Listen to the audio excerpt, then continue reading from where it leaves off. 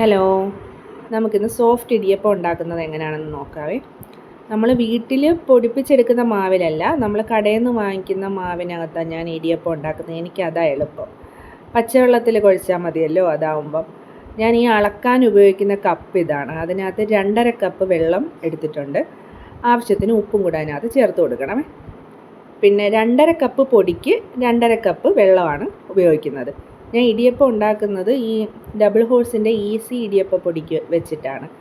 പക്ഷേ അത് മാത്രമായിട്ട് ഇങ്ങനെ സാധാരണ ഞാൻ ചെയ്യുന്ന സമയത്ത് വൈകുന്നേരമൊക്കെ എടുക്കുമ്പം ചെറിയ വെള്ളം പോലെ അതിനകത്ത് നിൽക്കുന്ന പോലെ തോന്നാറുണ്ട്. അതുകൊണ്ട് ഞാൻ 2 പൊടി മിക്സ് ചെയ്തിട്ടാണ് എടുക്കുന്നത്. 1.5 കപ്പ് ഡബിൾ ഹോഴ്സിൻ്റെ പൊടിയും 1 കപ്പ് മേജറിൻ്റെ പൊടിയും കൂടെ ചേർത്തിട്ടാണ് ഞാൻ ഇടിയപ്പം ഉണ്ടാക്കുന്നത്. അപ്പം വൈകുന്നേരം എടുത്താലും രാത്രി എടുത്താലും എല്ലാം നല്ല സോഫ്റ്റായിട്ട് തന്നെ നല്ല പോലെ തന്നെ ഇരിക്കും. മറ്റേതൊക്കെ ആകുമ്പം പെട്ടെന്ന് ചീത്തയാവുന്ന പോലെ എനിക്ക് തോന്നുന്നുണ്ട്. അത് ഈ പച്ചവെള്ളത്തിൽ കുഴയ്ക്കുന്നത് കൊണ്ടായിരിക്കും. അതിലേക്ക് അല്പം വെളിച്ചെണ്ണ ഞാനിവിടെ ചേർത്ത് കൊടുക്കുന്നത്. അത് ചേർത്ത് നന്നായിട്ട് കൈകൊണ്ട് മിക്സ് ചെയ്തെടുക്കണം. പിന്നെ അത് നന്നായിട്ടൊന്ന് മിക്സ് ആയതിന് ശേഷം വെള്ളം കുറച്ചായി ചേർത്ത് കുഴച്ചെടുക്കണം. നല്ല ഒരു നമുക്ക് ഉരുള ഉരുട്ടുന്ന പരുവമായി വരുമ്പോഴത്തേക്കും ഈ 2.5 കപ്പ് പൊടിക്ക് 2.5 കപ്പ് വെള്ളം എന്ന് പറയുന്നത് കറക്റ്റായിരിക്കും.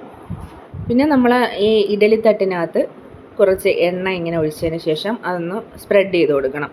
പെട്ടെന്ന് ഇടിയപ്പം വിട്ട് വരാൻ വേണ്ടിയിട്ടാണ് ചെയ്യുന്നത്. പിന്നെ ഇടിയപ്പം ഉണ്ടാക്കാൻ എല്ലാവർക്കും അറിയാമല്ലോ. എണ്ണ സ്പ്രെഡ് ചെയ്തതിന് ശേഷം ഞാൻ ഇത്തിരി തേങ്ങയും കൂടി ഇട്ട് കൊടുക്കും കേട്ടോ. കറി കൂട്ടി കഴിക്കുന്നതിന് അങ്ങനെ തേങ്ങയുടെ ആവശ്യം ഇല്ലെന്നാണ് പറയുന്നത്. പക്ഷേ നമ്മൾ കഴിക്കുന്ന സമയത്ത് ഇടയ്ക്കിടയ്ക്ക് ഇങ്ങനെ തേങ്ങ ചവയ്ക്കാൻ കിട്ടുമ്പോൾ ഒരു പ്രത്യേക ടേസ്റ്റാണ് കറി ഉണ്ടെങ്കിൽ.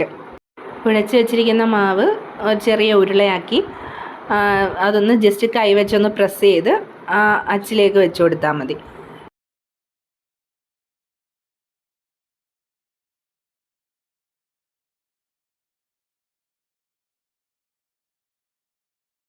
രണ്ട് തട്ടിലും ഇങ്ങനെ ചെയ്തെടുത്തതിന് ശേഷം ഇഡലിത്തട്ടിലേക്ക് വെച്ച് കൊടുക്കും. ഇഡലിത്തട്ടിൽ വെള്ളം നേരത്തെ വെച്ച് തിളപ്പിക്കാറില്ല. വെള്ളം എടുത്തിട്ട് ഇതും കൂടെ വെച്ച് കൊടുത്തതിന് ശേഷം ഞാൻ എല്ലാം കൂടെ ഒരുമിച്ച് വെച്ചിട്ടാണ് ചൂടാക്കുന്നത്. ഫുൾ ഫ്ലെയിമിൽ ആവി വരുന്നത് വരെ അടച്ച് വെച്ച് വേവിക്കണം.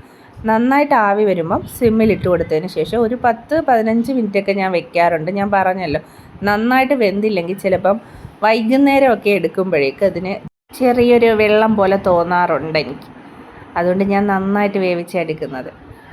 പിന്നെ ഇതിങ്ങനെ ആ ഇഡലിത്തട്ടിയിൽ നിന്ന് പ്ലേറ്റിലോട്ട് തട്ടുന്നത് എനിക്ക് ഭയങ്കര റിസ്ക്കുള്ളൊരു പരിപാടിയാണ്. മിക്കവാറും എൻ്റെ കൈ പൊള്ളാറുണ്ട്. കറിയായിട്ട് കാടമുട്ട റോസ്റ്റാണ് ഉണ്ടാക്കിയിരിക്കുന്നത്. വീഡിയോ എല്ലാവർക്കും ഇഷ്ടപ്പെട്ടെങ്കിൽ ലൈക്ക് ചെയ്യണം, ഷെയർ ചെയ്യണം, സബ്സ്ക്രൈബും ചെയ്യണം കേട്ടോ.